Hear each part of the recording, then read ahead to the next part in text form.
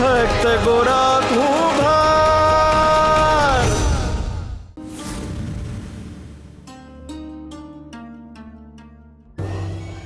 સુરાબા મને હાચવશે એમ? એમને ઓલી ગંગાનું બહુ વળતું લાગે છે.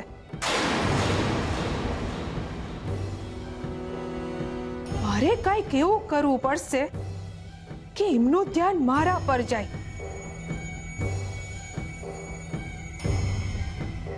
હા, આ જ છે ઉપાય. હવે આવવા દે ગંગાને આયા. એના પગલા પડતાની હારે જ હારા સમાચાર આવશે. ના ના ના ના ના ના ના ના ના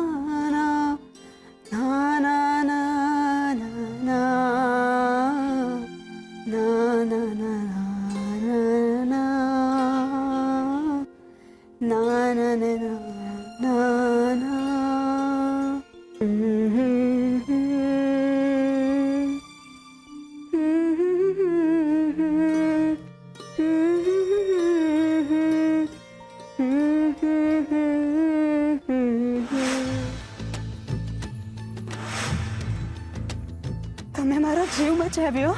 જીવ તો હરી બચાવે છે. એટલે તમે મારા હરી છો?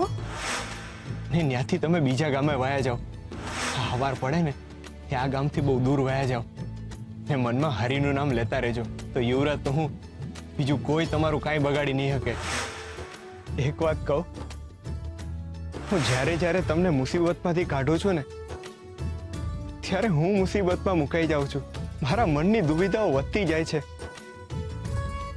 હરી કેમ આવા સંજોગો ઊભા કરતા હશે?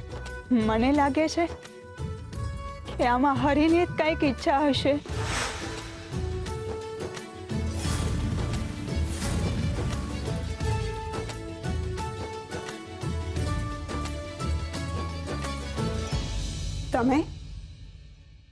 તમે ક્યારે આવ્યા? જ્યારે તમે શ્રી હરિમાં તરબોળ થઈને વાતાવરણ ભક્તિમય કરી રહ્યા હતા ને ત્યારે. અરે પણ તમે બંધ કેમ થઈ ગયા? ગાઓ ને. હું તો આમથી જ ગણગણતી હતી. બાકી મને તમારા જેવી ભક્તિ કરતા થોડી આવડે. એમાં હું મોટી વાત છે? ભક્તિ ક્યારેય નાની કે મોટી ન હોય ને ઓછી કે વધારે ન હોય. બસ મનમાં શ્રદ્ધા રાખીને હરિને યાદ કરવાના, એ જ સાચી ભક્તિ છે. જે તમે હમણાં કરતા હતા ને એ જ. પાણી પાણી. હા બાપા, હું લઈને આવું છું. પાણી પાણી પાણી પાણી. હરે કૃષ્ણ હરે કૃષ્ણ હરે કૃષ્ણ હરે કૃષ્ણ.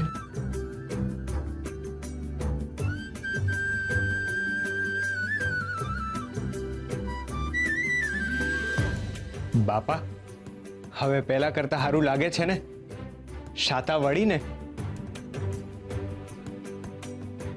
બાપા, હવે થોડાક દીમાં સારું થઈ જાય તમને. તમે આરામ કરો. હું અત્યારે ગંગાને ઘરે મૂકીને આવું છું. ના ના, મારે ઘરે ન જાઉં. મને બહુ બીક લાગે છે.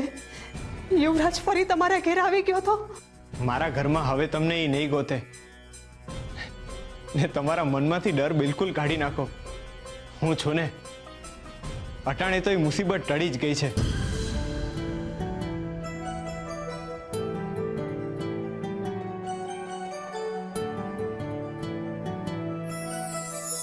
પવિત્ર પ્રેમ.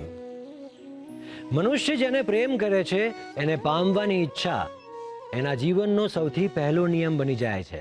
જો એને પામી જ ન શકાય તો એને પ્રેમ કરવાનો શું અર્થ? પ્રેમનો આ જ અર્થ અત્યારે જગત સમજે છે અને માને પણ છે. પરંતુ પ્રેમનો સાચો અર્થ એ છે કે પ્રેમનો કોઈ અર્થ જ નથી. પ્રેમ એક નિરાકાર અને નિરંતર પ્રક્રિયા છે. પ્રેમ ક્યારે, કોની સાથે અને કેમ થાય છે એના કોઈ ચોક્કસ કારણો પણ નથી. જેને પ્રેમ કરીએ છીએ એને પામવાની ઈચ્છા પ્રેમને સ્વાર્થમાં બદલી નાખે છે પ્રેમ માટે બધું છોડી શકનારા મહાન પ્રેમી નથી કહેવાતા, પરંતુ પોતાના પ્રેમ માટે પ્રેમને છોડી શકનારા મહાન કહેવાય છે.